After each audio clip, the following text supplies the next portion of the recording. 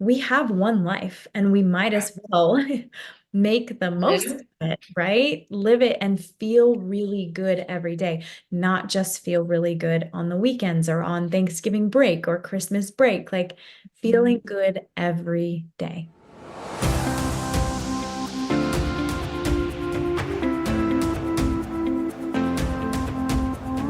You are listening to the Beyond the Classroom podcast, a podcast for burnt out teachers who know something's gotta give. After teaching for 14 years and feeling completely burned out for way too long, in May of 2022, I made a big decision and left the classroom. I now help burnt out teachers like you take back balance and joy so you can wake up every day loving your life. In this podcast, we'll explore who you are beyond the classroom, whether you're considering leaving or wanting to make changes so you can fall in love with teaching again. Either way, I understand what it's like to be living a life that looks fun and cute on the outside. You know, summer's off, playing all day, off at 2 o'clock every day, but actually feels miserable and draining. I'm your host and coach, Sandy Patterson, and I'm so excited to help you step into your fullest potential and believe in that potential to make an impact on the world, not just survive each day. Are you ready? Let's do this. Hello, you guys. Welcome back to another episode of the Beyond the Classroom podcast. I am Sandy Patterson, your host and certified life and business coach. And once again, I am so excited. I know I say that every single time I start a new episode, but I actually really am. No, I'm actually really always excited, but I'm super excited today to introduce you and share my good friend, Mary Pat. Hello, Mary Pat. Welcome. Hi, thank you so much for having me. This is like a dream come true. Yes, I am so happy to have you. So Mary Pat and I I was going to say go way back. We don't go that far back, but we go way back. It feels like way back because I feel like super connected to you and just, yeah, I'm so excited. And this has been in the making for a while. We've wanted to do a podcast episode because Mary Pat is also a former teacher turned life coach, creating this beautiful new path for herself. And I have just been begging her to come on and like, come on, share your story, share what you're doing, share all the things, share your journey, share everything. And so we finally were able to make this work today. So welcome. I'm so happy to have you here. You're so Oh my gosh, welcome. thank you for having me. And like I can already feel that my mouth hurts from smiling so much. I know. I love it. Me too. It's a good feeling to have though, right? When Yeah. your face hurts from smiling. Okay, so starting off the podcast, whenever I have a guest, I like to ask them these random questions. I did not prep you with these questions. They're random, they're fun, so don't think too hard, okay?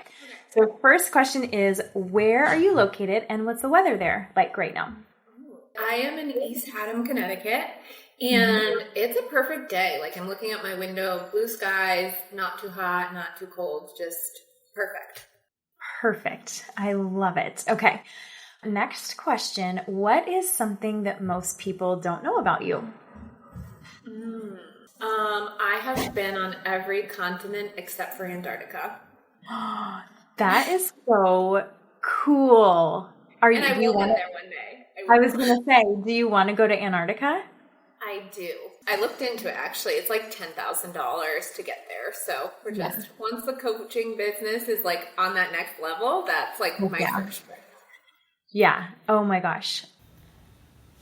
Okay, so you do a really good job of normalizing like the hard parts of being a mom. And I think that like we've talked about this before, when you're getting ready to have a baby and you're pregnant and you're like, you know, your friends tell you like, oh, it's so hard, but you're like, you don't really understand like until you're in it. And then once you're in it, you're like, oh shit, like what have I done?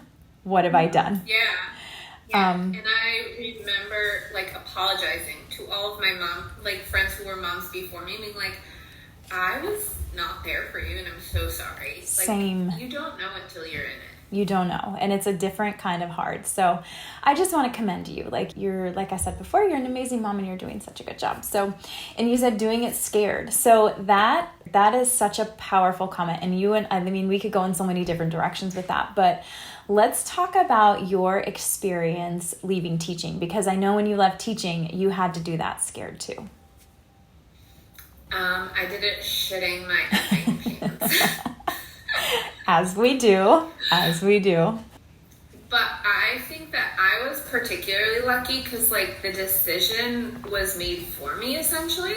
So I had my baby in June 22nd, and I knew that I wanted at least 6 months home with my son. Just all of the things, breastfeeding, being home with him, creating that bond. And it was a very well thought out amount of time because, 6 months by 6 months, they're eating solids, they're not breastfeeding as much, and you know how it is.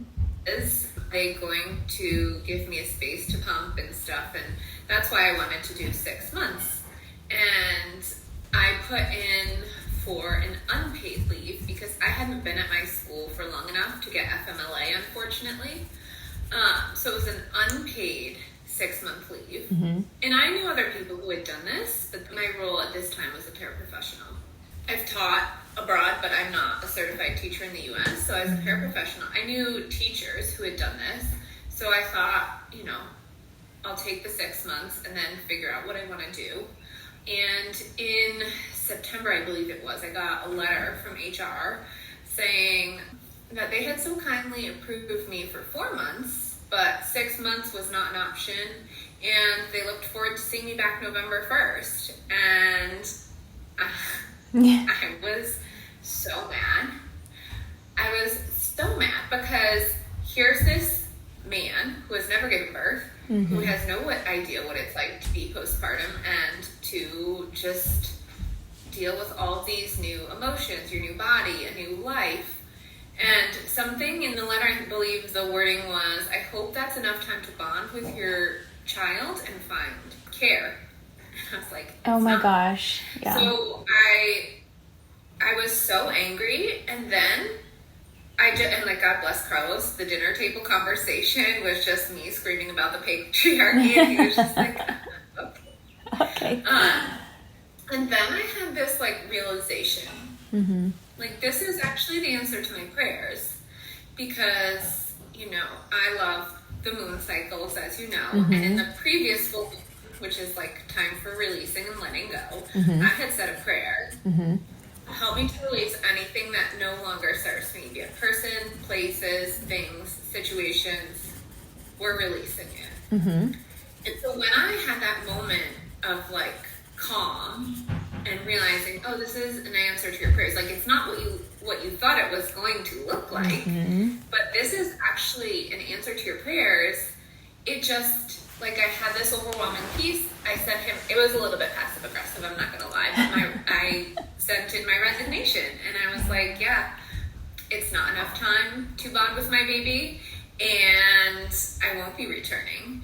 And oh my God, I have goosebumps, like, just saying that, because I am so blessed that my husband was like fully supportive of my decision. Like, I know there are so many moms out there who are in situations like that, and they maybe don't have a partner support, or they can't like just swing it financially, or they just feel like they owe it to the kids to come back, and it just sucks. It's so crappy. And having lived in another country where I see how motherhood is so sacred, and then just seeing here how we're not really respected, it makes my blood boil, actually. And that is kind of a huge thing I want to do in my coaching practice, is help women to figure out another way, because there is another way. We just don't always see it, and sometimes with like a second set of eyeballs, if you will, we can start to kind of like realize. Yes, and I think that is probably part of why, I think there's a lot of reasons, but probably why you and I have connected so deeply, because that's literally like our life mission, right? Is to help women who feel stuck in any area of their life, like, see that there's another way. Like, you're only stuck if you think you're stuck. Everything is figure outable, literally everything. And even like you said, there are women out there that maybe don't have the support, or maybe can't swing it financially, or the benefits and this and that and all these like little things that don't, they matter, but in the grand scheme of things, there's always a way to make it happen. And so you and I have like poured our whole hearts and souls into allowing women to see that. And I think the first step too is like like you're doing, living it, right? Setting that example and paving the way for women to be like, oh, there is another way. If she can do it, so can I. Yeah. Okay, so you made the decision to leave, and then what happened? Hmm.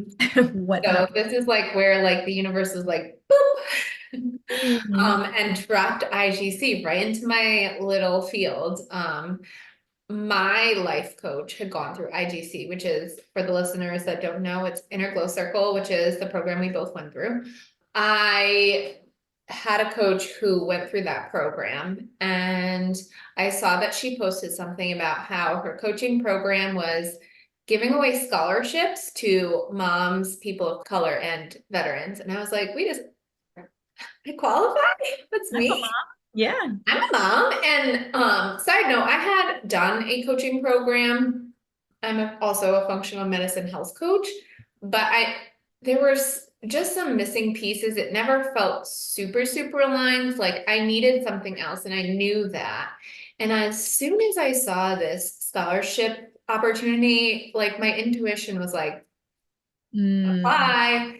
And yeah, it just really fell into my lap. And I got the scholarship, started the life coaching program, met my friend Sandy at an open coaching call, and like I guess the rest is history, right? Like it just happened just Yes. as it needed to. Yes. So good. So now you are running your coaching business. Yeah. Yes? Yes. Yeah.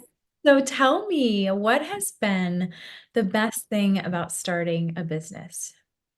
The best thing about starting a business is freedom. Again, I am an Enneagram 7. Freedom means everything to me. And especially in motherhood, freedom is time with my baby, being able to be home and be present with him, which like really means the world to me. Being able to have him in my house and like be under my care. My husband and I, we just kind of tag team it, and that is the best part, is not having to come home burnt out, tired, not being the mom that I know I can be.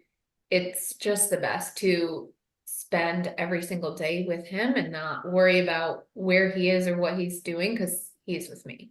Yes, and you and I have talked about this a lot because I think we're similar. Like when people would ask me like, what's the biggest change that you've seen like in yourself after, leaving teaching and starting a business? And I'm like, literally like my presence with my family. And Mhm. I hated the person that I was at the end of the day. Like my family was getting the short end of the stick. Like they were getting like the crappy, grouchy, completely stressed out, anxious version of me when I was teaching. And this is, of course, like not to say, and I know that we would never say this either, like it's not to say that you can't be a great mom and a teacher at the same time. I No, know a lot of amazing moms that are also teachers, but I just knew for me, like there was just like this thing inside that was like, there's more, and it doesn't have to be like this. Like if I'm not completely fulfilled and happy, it doesn't have to be like this.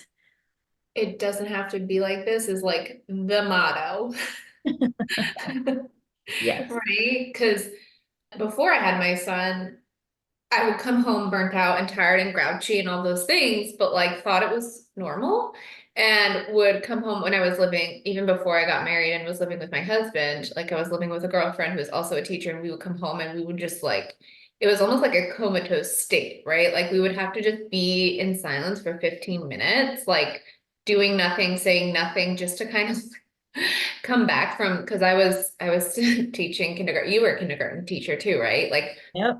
kindergarten teacher doing hybrid teaching during the pandemic, like next level of burnout. And I just thought it was normal and was willing to do that up until having my baby, and just everything, as a mom, it all goes so fast, but being able to be home and be present every single day, it goes fast, but I also know I'm making the most of every single day with him rather than just like living for the weekend.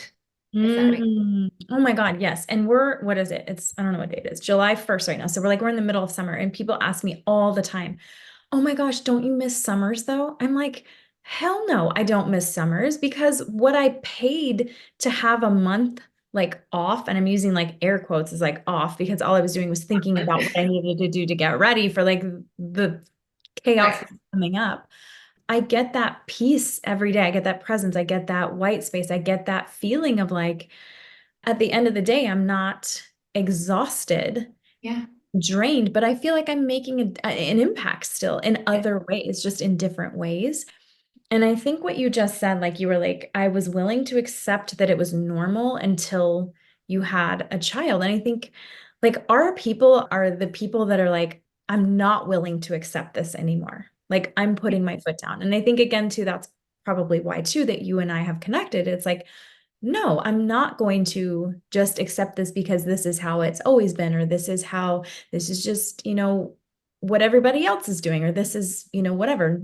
No, like we have one life and we might as well make the most Live. of it, right? Live it and feel really good every day, not just feel really good on the weekends or on Thanksgiving break or Christmas break, like feeling good every day. 1,000%. And just to speak to the summer bit, Mhm. you are your own boss. So if you want to take the summer off, you can, right? Like, but when you do something that, I get off coaching calls and I'll like run around my house because I just have so much energy. I'm so energized and inspired and excited. You don't need the summer off. No, no, So exactly.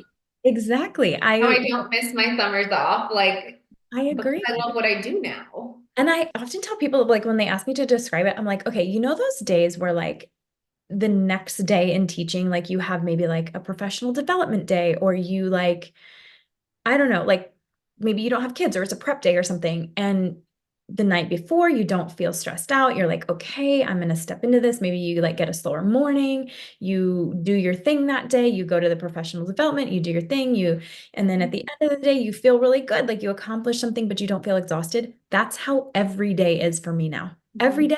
Like I don't stress the night before. I'm not like up all night worrying about I don't know. It's just interesting to look back on. I haven't really thought about this in a while, but I'm like, oh, when people ask you to, Mary Pat, if you're going to go back to teaching, what do you say? Fuck no. Same. It's so funny because yeah, like throughout the school year, this past school year, I did sub a little bit, just around 7 months, I was like, okay, I think I could leave Santi with my in-laws and go sub a little bit, get some extra money, have something we talked about, like business building. It's funding Funding my business. business. Mhm. And so I was subbing and people would ask me all the time, so when are you coming back? And I was, I'm not like, I'm not.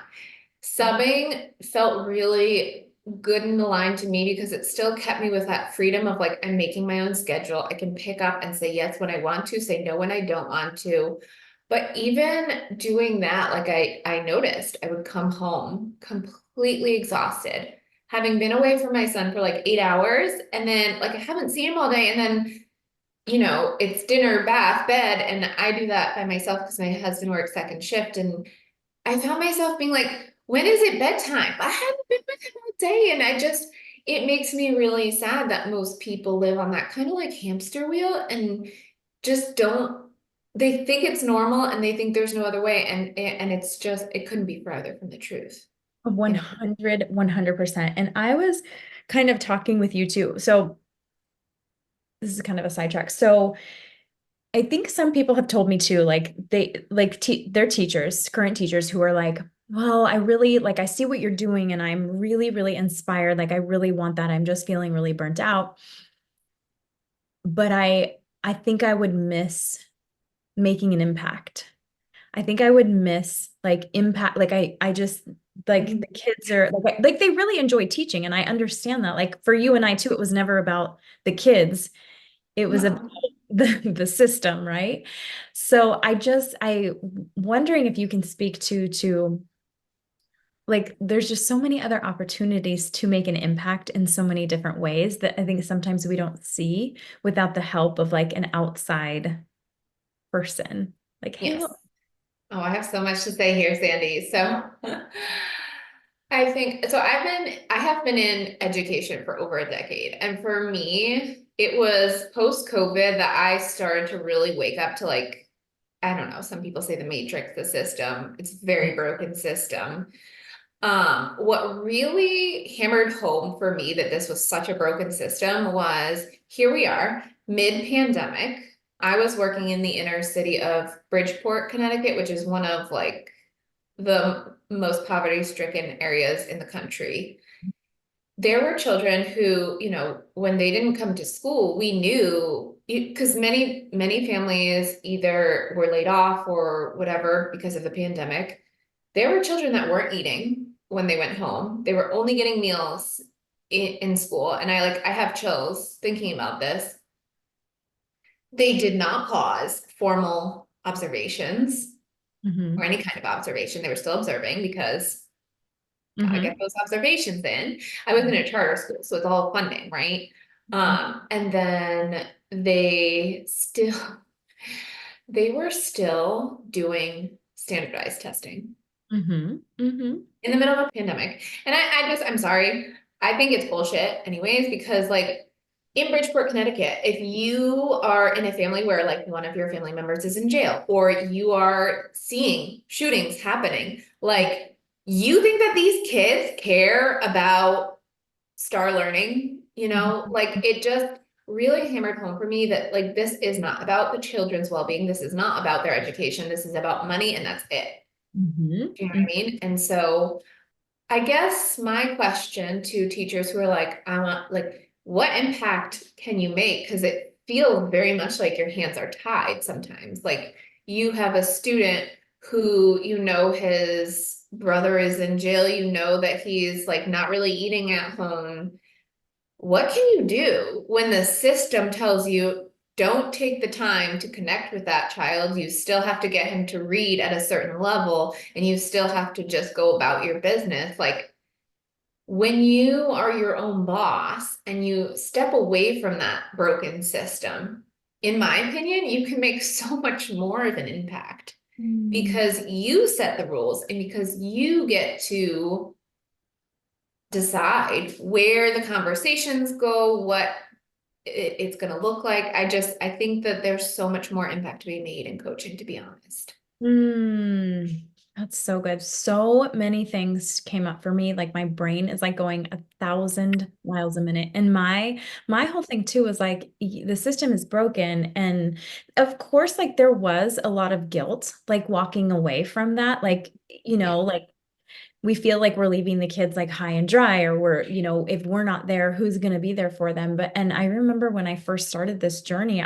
somebody left a comment on one of my Instagram stories, and she was like, what are you doing? Are you trying to get all the teachers to quit? Like, what about the kids? What about the kids? Yeah. And I was like, yeah, okay, good question. But like, also, I'm replaceable.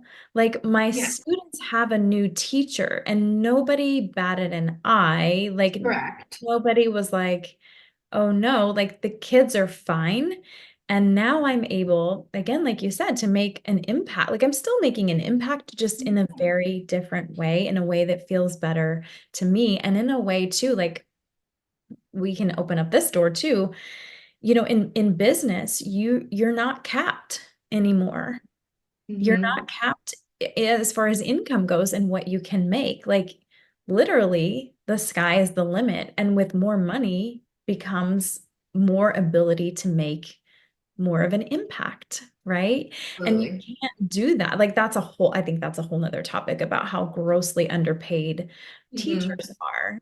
But yeah, there was just so many things going in my head when you were talking. I'm like, yes, yes, yes.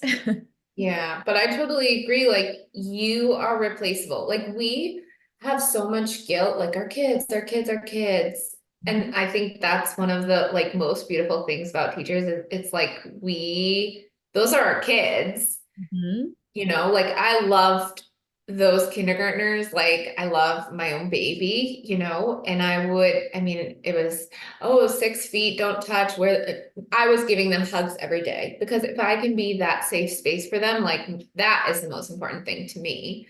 Yeah. Um, but yeah, like I just lost my train of thought. Like so many, yeah, my mind is going like a million I a know, I know. minute. But this, yeah, like, oh, we are replaceable. So yeah, believe it or not, like they did find someone to replace me when I quit. Like we hold on to this, like, oh, I have to do it for the kids. I have to do it for the kids. But at the end of the day, you quit and the next day or the next week, you will be replaced and they won't think twice and life will move on. Yeah. And And my other thing too was like I said, I haven't thought about this in a long time. Like, so I have like a lot of like feelings coming up and like my whole thing was like, if I stay, like I can't change things. Like correct. Yes. me staying isn't going to change anything. Like I'm just gonna go down with the ship. And I don't want to go down with the ship. Like I want to Yeah. jump on the lifeboat or the what do they call it? The little boats. And I want Yeah, to, the lifeboat. yeah, I want to do something. I want to do something else. I want to create a life that I really love living and that doesn't drain me and where I'm able to be there for my kids. Because honestly, I think that our lives really should be designed around our priorities. Mhm. And my priority is my family. And then when my family started to not, like I said, started to get the short end of the stick and was starting to notice and it was starting to take a toll on them, like that's for me when I was like, okay, Yeah. this isn't for me. So Yeah, absolutely. And I understand the sinking ship thing, but also, yeah, it's from such a higher place that we have no power over it.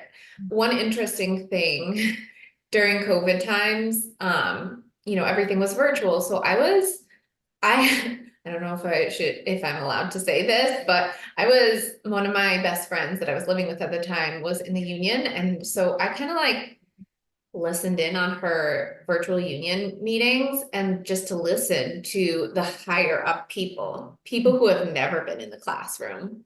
And, mhm. teachers are coming with very real concerns of like, hey, hybrid teaching is twice the work. And they're like, oh, we don't see it as that. And it's like, yeah, from your little air conditioned office, it's easy not to understand what teachers are going through. But that really hammered home for me that like there is nothing at the teacher level that can be done. Honestly, even as a principal or a superintendent, I'm not really sure there's like, it's such a flawed system that like, yeah, you're going down with the Titanic, man, to be honest. No, and it Well, are you trying to get all of the teachers to quit, Sandy? no. Because my thing is like, yes, dismantle the whole system, You're like, yeah, everybody quit. No, turn my it all thing. down. I mean, I mean, I have friends, dear friends that are like family that are teachers. I adore my kids' teachers, and I'm incredibly grateful and thankful for them for being there for my kids. Mhm. And it's not that I'm trying to get everybody to quit, but I guess, like I said in the beginning, like our people are the people who are like, I'm going to take a stand for myself. And if this isn't filling me up, if this isn't what I should be doing or what I know I'm not meant to be doing anymore, I'm going to help you find another way. I'm going to help Yeah, you see another way. I'm going to make this possible. I'm going to, like you think it right now, but I'm going to help you now believe it and make it happen.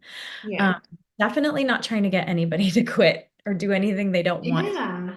I'm here to But just help. live more in alignment, right? Exactly. Like, Yes. Yeah.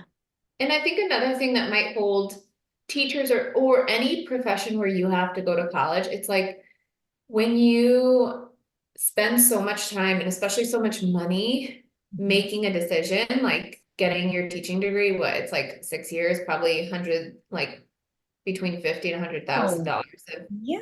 debt. It Hundreds of feels thousands. irresponsible to walk away from that Yeah. because you've invested so much time and money. And then, like, I think people feel stuck or like guilty for doing something new and doing something different.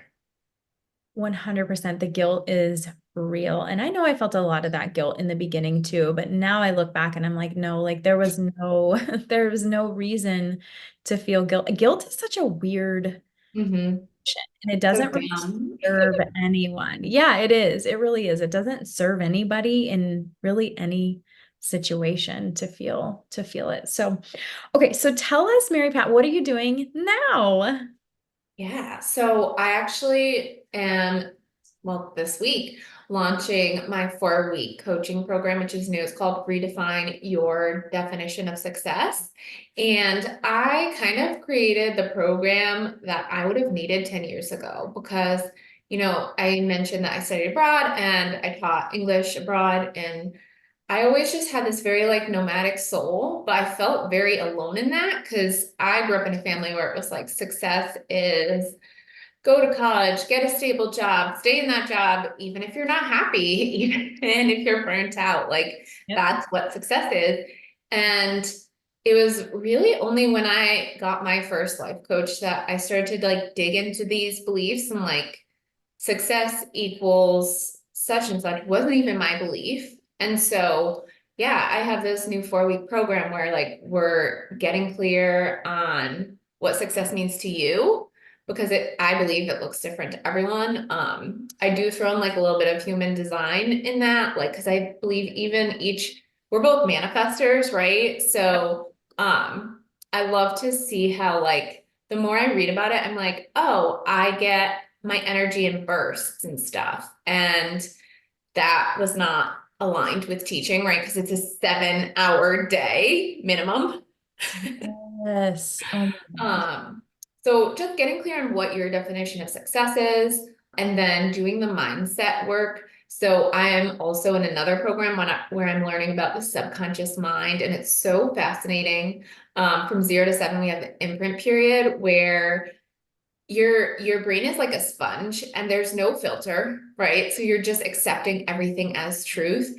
And so, for example, for me, living in a family where it was like success is go to college, Mhm. that like repeated in my mind and lived rent free until I started to like dig up these old beliefs and start to reframe and create more powerful new beliefs. And then we create a plan of like getting from point A to point B.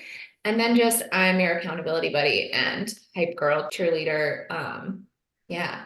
Oh, I It's love it. basically what I needed 10 years ago when I was deciding to leave my very stable like life and go teach in Spain.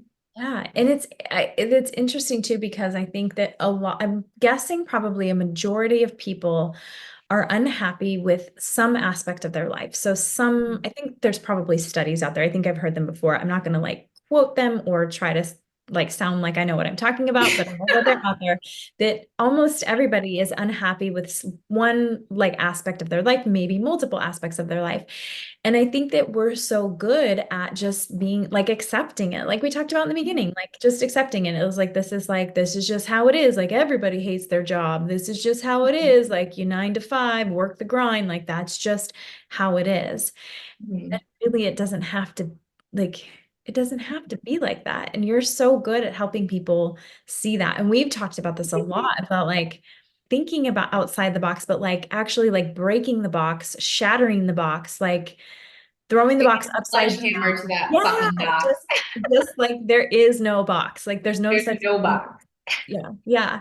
So I really, really love that. And tell me for you, have you always been like willing to take a stand for yourself, I guess, even when it's scary?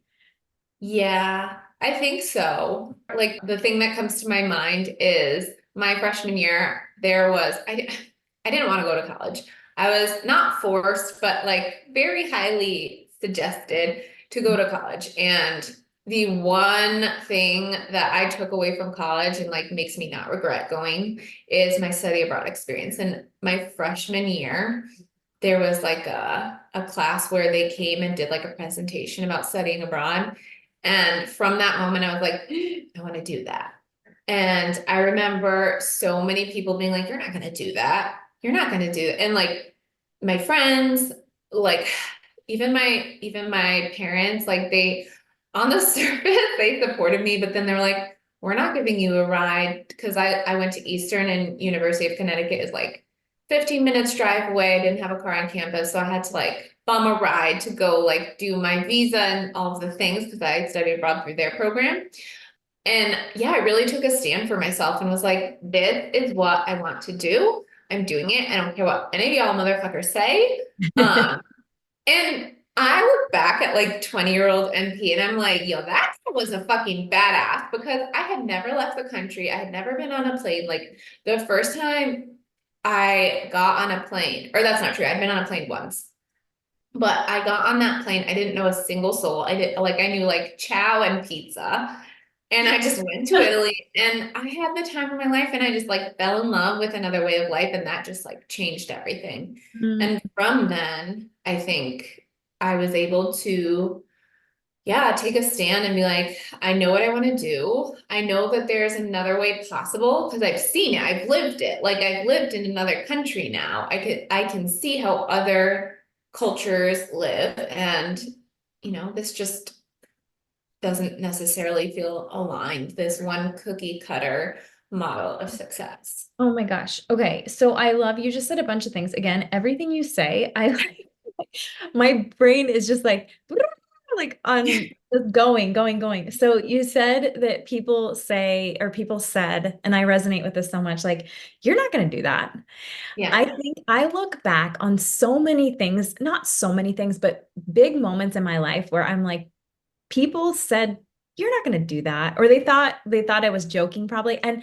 probably there were moments when I thought the same thing too, like you're not actually going to do that, and then I fucking did it. And then Yeah. I think we don't give ourselves credit enough for looking back and being like, look what you've already done.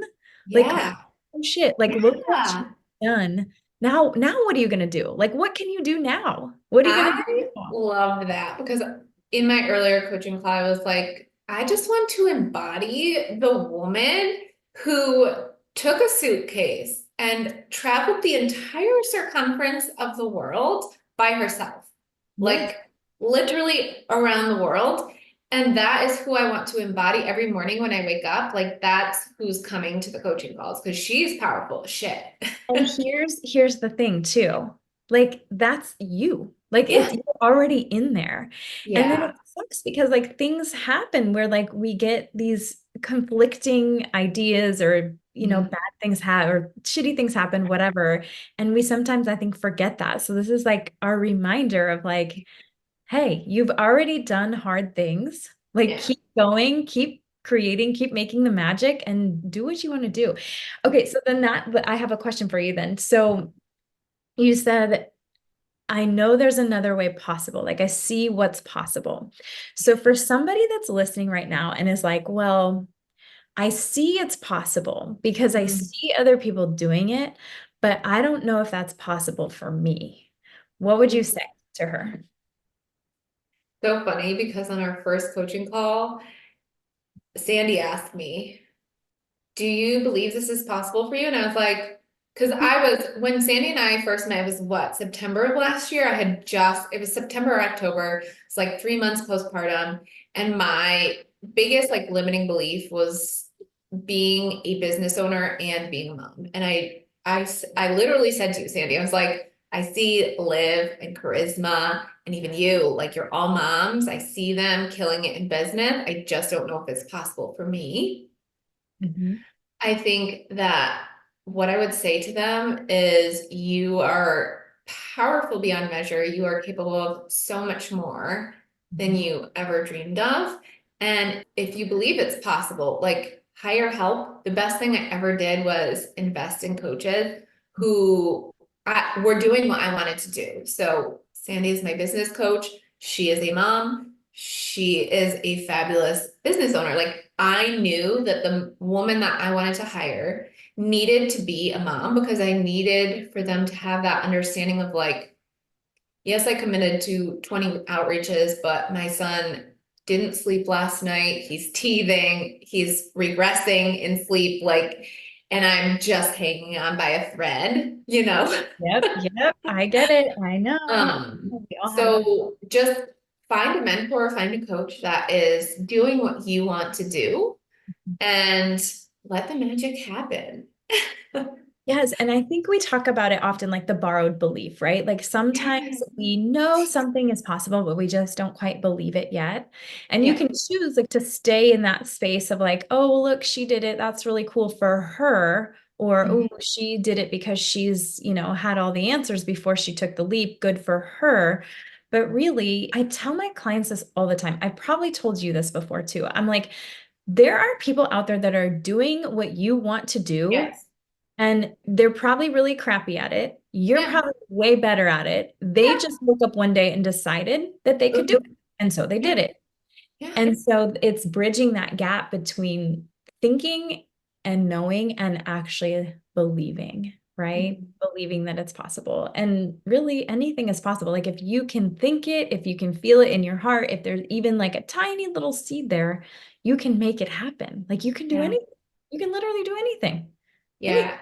There's a saying that like if you can dream it, like it is meant for you.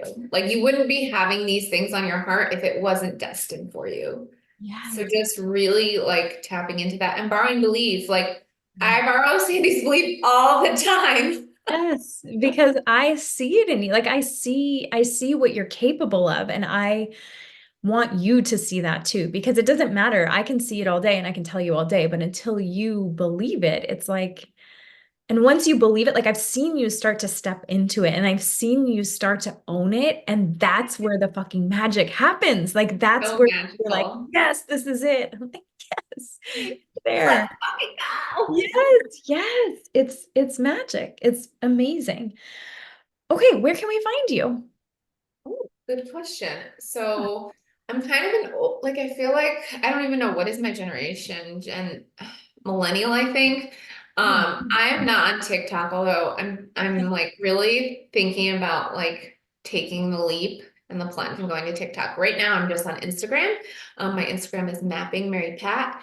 And then I do offer a free 30-minute connection call just to chat and see if we would be a good fit. So I think it's calendly.com/mapping Mary Pat. And I know you said you would put that in the show notes. We'll put it on. And also Facebook, Mary Pat Moran. So Perfect. Yes, you guys can take her up on that offer because even just 30 minutes with you, you'll get so much. You'll walk away with just feeling like, oh my gosh, just so much insight. And you offer so much joy and so much.